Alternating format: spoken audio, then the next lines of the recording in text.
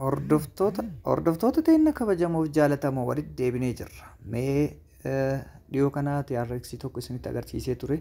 Akkamitti irratti invest godhuudhaan saayitii tokko irratti TRX 14% guyyaa guyyaan hanga 23% itti argachuu akka dandeenyu isin himee ture. Har'allee immoo kallattii maammee gara TRX % 14 kaffaluu kana isin geesse jechuudha. Xiqqaan 14 kaffalaa olaanaan parsantii 23 irraa argachuu dandeenya jechuudha. Hanga xumuraatti nu waliin ta'an affeerraa keenya. Egaa saayitichi isa kana saayitichi 10,030 isinii kenna yeroo galmooftan jechuudha. Yeroo liinkii namni isinii erge gama telegiraamaatiin ta'uu danda'a. Liinkii gama telegiraamaatiin namni haala kanaa yoo isinii erge liinkicha gadi tuquudhaan kallattiidhaan dhaqxanii galmooftan saayitichi meeqa isinii kenna jechuudha. 10,030 isinii kenna. As bira tuqaatii gara desktop site gara Chromeitti jijjiiradha. Akka tuqxaniin haala kanaan isinii fida jechuudha. Galmaa isiniin jedha. Nama haaraa yoo ta'e as bira tuqee lakkoofsa bilbila ofii ni barreessa jechuudha. 9 itti aanaa paaswoordii hin kennaafi. Erga haala kanaan galmaa paaswoordii kennee fi booda immoo gadi bu'a. Kara gadiitti yeroo bu'u kana maal argaa asitti attach ka jedhu argaa jechuudha. Lakkoofsa kana galchitanii.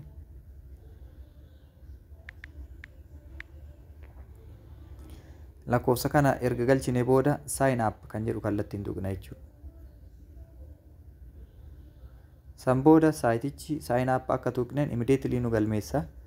Galmoofnee jirra jechuudha. Hordoftoota teenya kabajamoof jaallatamoo. Haala kanaan galmaa 10,030 boonasii waliin argadhaa. 30 boonasii isinii kennamu 10,000 immootu kan isin argattan jechuudha. 10,000 accumulate irra kan taa'u 30 immoo kan gara akkaawuntii beezik keessaniitti deebi'ee guyyaarraa isinii irraa lakkaa'amu. Ergasii gara duubaa dhaquun haala kanaan guuttanii galmooftan jechuu seef godhattanii akka isin jalaan banne akka hin irraanfanne haala kanaan gara keessaa seentanii galmooftanii xumurtanii jirtu.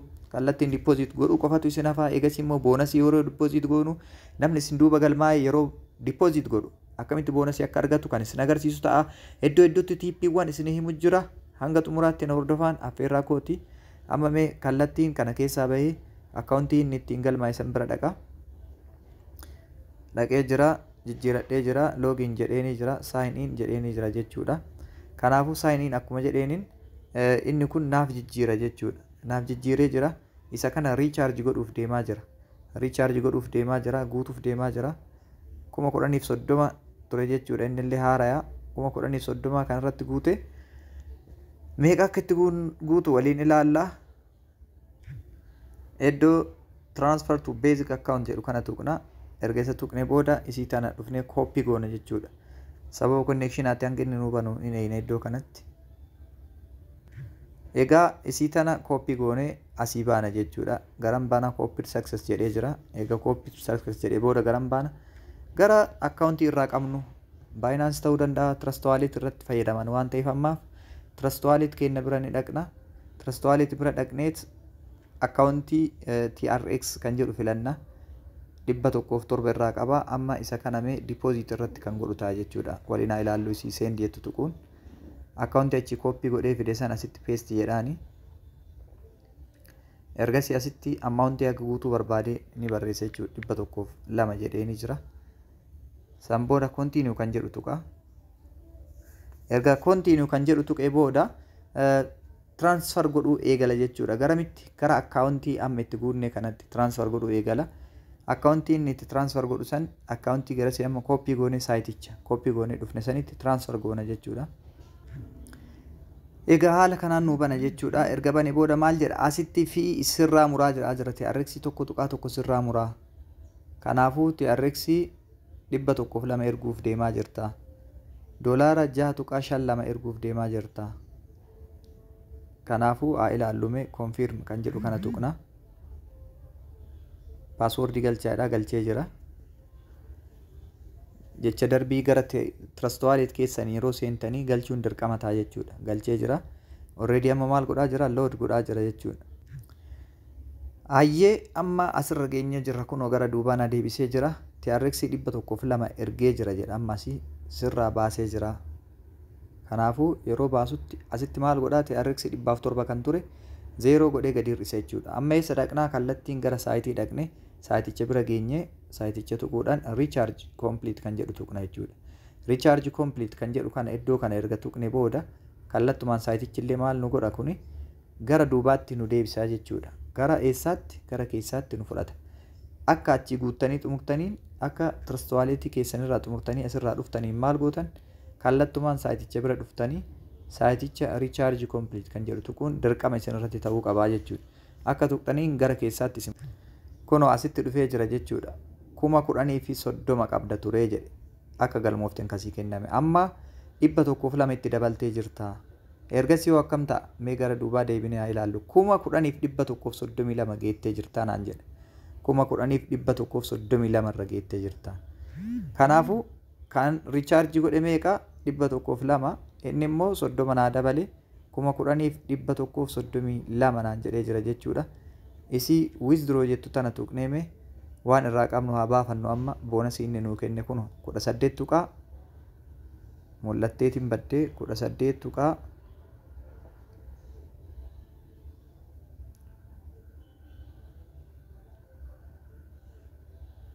connection na rakkisaa jira waan ta'eef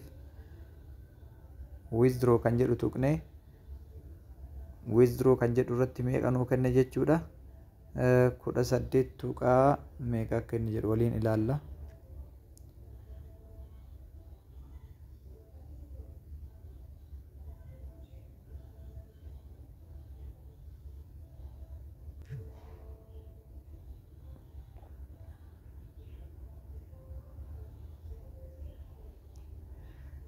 Kanaaf iddoo withdraw jettu kana waliin akkuma tuqneen withdraw tana ni ilaalla jechuudha. Withdraw kanarratti kan jiru baafneetiin itti fayyadamna yookiin immoo gara waalitii keenya barbaanneetti erguudhaan iddoo withdraw jettu sanirraa baasii keenya ol kaawwachuu dandeenya jechuudha. Baasii keenya fuunee ol kaawwanna jechuudha. Bu'aa keenya guyyaan profiitii keenya guyyaan ol fuunee ol kaawwanna. Kanaaf adreesii finnee dhufna jechuudha. Iddoo kanarratti adreesii irratti fudhanna. Kallattii maammee an adreesiin fudhadhu kan Trust Wallet biraa deemu. Trust Wallet seenee jira. Paaswordii kennee fi isii tana fudhadha jechuudha. Ergasii isii koppii jettu tana tuqa. Xumuree jira jechuudha. Duuba deebi'ee eessa dhaqaa saayiticha bira dhaqee iddoo kanarratti maal guuta? Kaachii fide san paste godha.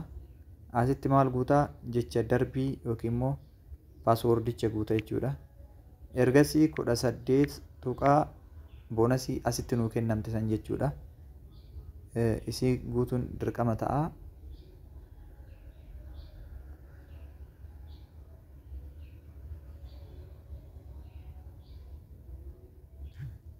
As biratti 132 jechuudha kan nuti itti guuttanne 132 jechuudha. Recharge kan goone 10,132 jedhee jira. Withdraw sanitti deebiname iddoo withdraw jettu tuqne itti deebina meeqa akka nuu kenne waliin ilaalla. 18 tuqaa 48 jedhee jechuudha. Withdrawn kenna 10,132 kan nuti qabnu. Mee amma asitti adreesii achi finne paste goona. Adreesii paste goone jecha darbii kennaatii fi 18 tuqaa 48 kan akka guunnee xumurreen jecha darbii yookiin immoo paaswordii kenna ni guunna. 18 tuqaa 48 ni guunna. Confirm kan jedhu tuqna jechuudha. Success submit jedhee jira. Xumurree jirra. Nurraa hir'ata. Kallattumaan eessa deemna jechuudha. Gama keessaa deebineetiin kan ilaallu ta'a. 1,113 ta'ee jira asitti. Waaw. Kana fakkaataa hordoftoota teenya kabajamoof jaalatamoo TP biraa isinitti agarsiisa. 10,113 nuun jedhee jira jechuudha. Sababni isaa irraa baafnee jirra waan ta'eef kan guyyaa irraa argadhe 18 tuqaa 18 irraa baasee jira waan ta'eef. Meeqa baase kunoo seenuu dhabuu isaa gara Trust Wallet deemnee haa ilaallu. Trust Wallet irratti kan baase Trust Wallet irratti 18 tuqaa refresh goone ilaalla. 18 tuqaa 48 kan jedhu dhufuu isaa kunoo dhufee jira. Waaw, jalqaba irratti kan arginu kana jechuudha. Kunoo 18 tuqaa 48 eda'u jedhee jira. Kanan duratti irraa asii baase boonasii immoo Trustwaadiitiinis naaf kennee jira. Asitti immoo 102 kanan asii itti kaffalee ture jechuudha. Kana fakkaataa hordoftoota teenya kabajamoof jaalatamoo hundi keenyayyuu wanta isiniin galiin kamuu nagaafadhaa, gaafii kamuu kan isin dhibe nagaafadhaa. Deebii isinii kennaa TRX namni barbaaddanis gama keessatiin liinkii kiyya gara gadii jiru tuquudhaan nagaafadhaa. TRX iddoo kamittuu iyyuu bitattanii biyya kamittuu lafa kamittuu bakka hojiis ta'ee iddoo kamittuu hojjechuu ni dandeessu. Saayitii guyyaa keessatti daqiiqaa 2 yookiin 3 qofa seentanii irraa argachuu dandeessan jechuudha. Amma immoo mee akkaawuntii kanarraa baheetiin akkaawuntii isa jalqabaa saniin jechuudha. Akkaawuntii isa jalqabaa bira dhaquudhaan boonasii haa ilaallu jechuudha. Boonasii hangam akka argadhe haa ilaallu. Nama tokko yoo TRX 100 isin booda dhufee namni tokko galmaa'e boonasii hangam akka argattan haa waliin ilaallume. Iddoo withdraw jettu kana dhufa jechuudha. Akkaawunticha isa lammaffaarra seenee jira. Formation kan jedhu kana tuqa. Formation jechuun beeksisa jechuudha. Nama tokkoof beeksistee jirta. Namni si duubaan ati beeksisteef sun immootu deposit godhee jira 102 jedhee ni jira. 102 yoo namichi achi deposit godhu namni kun yoo boonasii hangam argata laata? Kana waliin ilaallaa na hordofaa. 10,062 tuqaa 34 jedha jechuudha. Asirratti mee boonasii hangam argate kan jedhu haa ilaallu. Withdraw kan jedhu bira dhaqna. Achi booda kallattiin kan ilaallu formation kan jedhu kana. Asitti akkaawuntiin guutuun isaa 10,064 tuqaa 5 kan jedhu asitti barraa'uu qaba. Ergasii immoo asitti immoo maal laallaa formation irratti boonasii inni argate ilaalla jechuudha. Kunoo nuuf barraa'ee jira 10,045 kan jedhu. Mee formation kan jedhu maal jedha laata? Formation kan jedhu illee 10,045 15% inni argate kallattumaan eessatti dabalameef jechuudha. 10,000 kanarratti dabalameefii jira jedha. Kanaaf haala kanaan namaaf feeraa boonasii illee argadhaa parsantii 15 haaluma salphaan argadhaa hanga parsantii 23tti namaaf feeruudhaan argadhaa. Horaa bulaa isiniin jedhaa. Deebanaa yeroo gaarii yeroo qananii isiniif haa taatu. Oolmaan keessan oolmaa milkii isinii haa ta'u. Isin jaaladhaa, isin kabajaa. TRX haala salphaadhaan deposit godhuun haala salphaadhaan bu'aa hedduu walirraa argachuu dandeenya. Bu'aa hedduu immootu TRX kanarrallee argachuu dandeenya. Kan beeknu haa barsiisnu, kan wallaalle immoo haa barannu. Horaa bulaa Ann Arbor Online School ture. Turtii hangammana waliin taasistaniif yeroon keessan yeroo qananii isiniif haa ta'u. Oolmaan keessan oolmaa milkii isiniif haa ta'u. Inni kun kan duratti 50 irratti deposit godhee ture jechuudha akkaawuntichi. Waliigala akkaawuntichi kun 50 dura deposit irratti godhe dabalate.